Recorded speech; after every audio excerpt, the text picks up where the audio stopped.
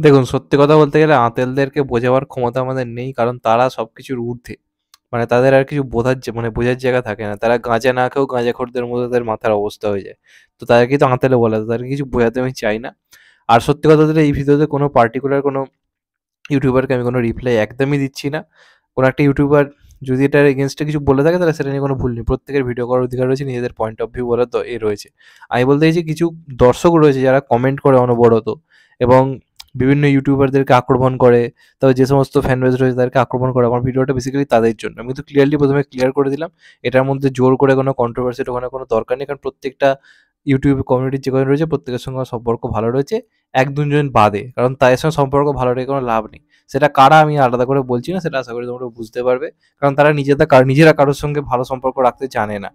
মানে সামনে যার সঙ্গে হাত মিলিয়ে কথা বলে পেছনে তাকেই বাঁশ দেবে। এই ধরনের মেন্টালিটির লোক। মানে তোমরা কারা বুঝতে পারছো, আমি তাদের কথা আলাদা করে বলছি না। এটুকু বলতে পারি যারা বড় নাম তাদের মধ্যে কেউ নয়। কারণ তাদের প্রত্যেকের মধ্যে একটা রেসপেক্ট রয়েছে এবং একে অপরের প্রতি সেই সম্মানটুকু আমাদের রয়েছে। ওটা নিয়ে কোনো প্রবলেম নেই।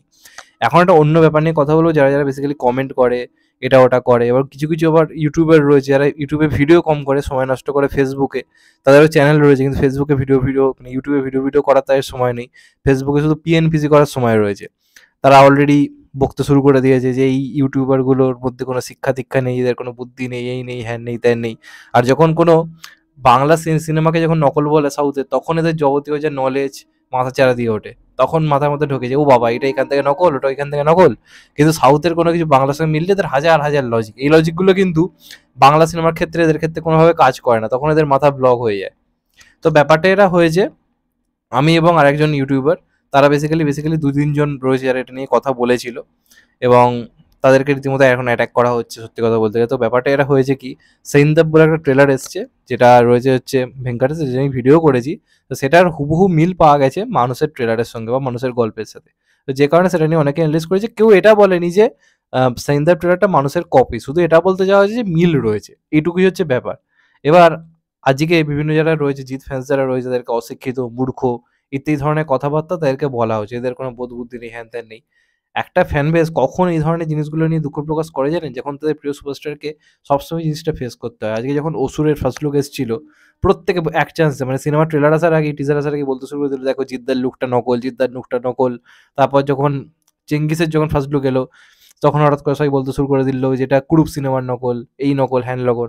মানুষের ডায়ালগ সরি, রাবণের যখন ডায়ালগ আসছে তখন বলে দেওয়া হচ্ছে 'রা 1' থেকে ডায়ালগ নকল হয়েছে। ইত্যাদি নানা রকম অ্যালিগেশন সবসময় হতে থাকে। তো যে মানে মানে ফ্যান বেসের সুপারস্টারকে নিয়ে এই ধরনের জিনিসপত্র হয়, তারা যখন কোনো বদলানোর জায়গা পায়, তাদের মধ্যে সেই বিবেকটা ওই জেগে ওঠে। আই থিংক কোনো ভুল তাদের মধ্যে নেই। তারা একটা সিমিলারিটিস পেয়েছে, তারা জেগে উঠেছে এবং আমি এটাকে অ্যাপ্রিসিয়েট করি। কারণ বাংলা সিনেমার কোনো একটা সিন নকল যখন ধরা পড়ে যায়, সেটা নিয়ে তুমুল হয়েছে। বাঙালির একদম মানে আঁতে ঘা লেগে যায়। কিন্তু যখন কোনো সাউথের জিনিস মিলে যায়, তখন সেটা নিয়ে কারোর হয় না। এবার অনেকের বক্তব্য যেটা, লজিক্যালি তারা বক্তব্য দিচ্ছে এটা যে, মানুষ কবে ঘোষণা হয়েছে আর শাহিন তাইয়ের ঘোষণা কবে হয়েছে।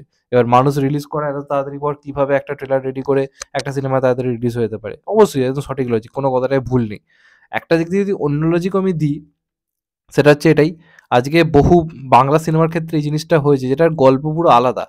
তাহলে ফার্স্ট লুক পোস্টার দেখে কেন কপি করে চেয়ে জানে? তখন কেন সবাই এত ডিটেইলস এ সেটা নিয়ে আলোচনা করে? আমার এটা খুব জানার দরকার রয়েছে। আর রইল ব্যাপার, তাহলে একটা ব্যাপার বলি, একটা অক্ষয় কুমারের সিনেমা রয়েছে 'হলিডে', যেটা 'থুপ্পাকি' সিনেমার রিমেক। এটা আমরা সবাই জানি। এবার অক্ষয় কুমার রিসেন্টলি নয় মানে ওই টাইমে একটা ইন্টারভিউতে কোমল নাহা তাকে একটা ইন্টারভিউ দিয়েছিল।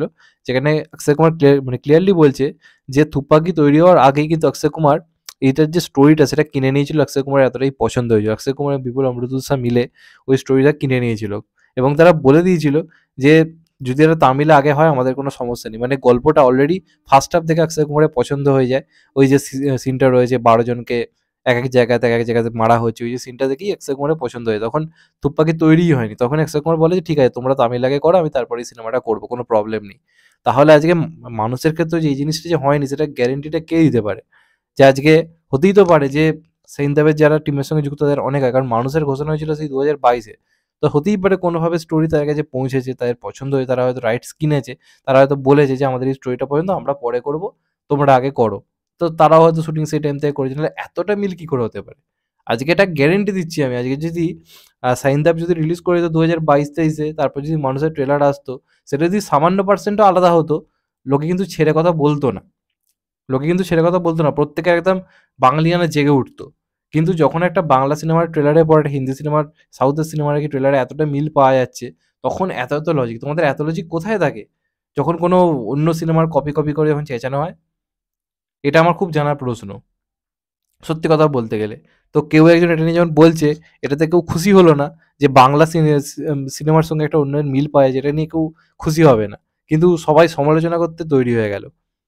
যে মাথায় বোধ-বুদ্ধি নেই, হ্যান-ত্যান নেই, ওই সেই নেই, এই নেই।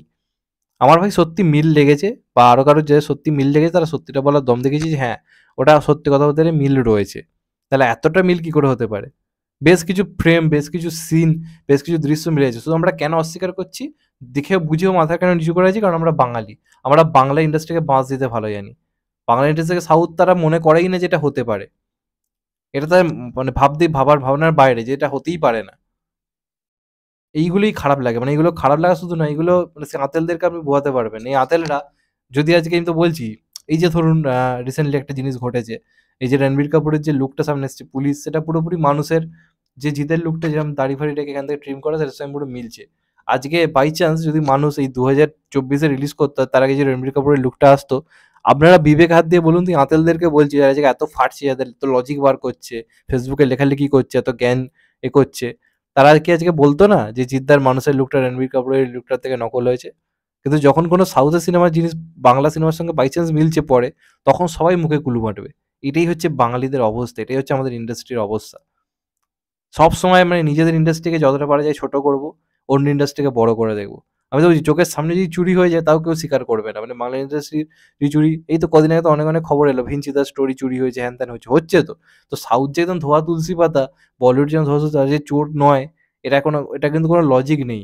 সাউথ ইন্ডাস্ট্রিও বহু তামিল সিনেমা তেলেগু থেকে নকল করে, তেলেগু তামিল থেকে নকল করে, মালায়ালাম থেকে কন্নড় নকল করে। এরকম ঘটনা কিন্তু ঘটেছে। খালি কারো বিশ্বাস যে বাংলা সিনেমা থেকে কিছু নকল হতে পারে না। আজকে মানুষ সিনেমাটার প্রেজেন্টেশনটাই বলেছে আরো বেটার হতে পারতো, সেটা আলাদা দিক। কিন্তু একটা স্টোরি কিন্তু যে মিলছে এতটা, সেটা নিয়ে কারো কোনো মাথা ব্যথা নেই। যাই হোক, এটাই আমার বক্তব্য ছিল। আমাকে বা বাদবাকি যারা কিছু অ্যাটাক করছে তাদেরকে আমি এটাই বলব যে যখন মানে বাংলা সিনেমার পোস্টারেও যখন এরকম অযৌক্তিক কথাবার্তাগুলো তুলে ধরা হয়, এখান থেকেই নকল হ্যানলো করেছে, তখন যেন প্রত্যেকে মুখে কুলুপ নিয়ে এঁটে থাকে, যেন স্পষ্ট কথা বলে। এটাই আমার বক্তব্য। যাই হোক, এটাই আমার মেন ছিল। তোমাদের এটা নিয়ে কি মতামত অবশ্যই কমেন্ট করে জানাও। যদি চ্যানেলটা নতুন হয়ে থাকো, চ্যানেলটাকে সাবস্ক্রাইব করে দিও অ্যান্ড কেটে বেল আইকন। ভালো থেকো সবাই। Take care. নমস্কার। আবার দেখা হবে। ভাই সবাই ভালো থেকো, সুস্থ থেকো। নমস্কার। Take care. আবার দেখা হবে।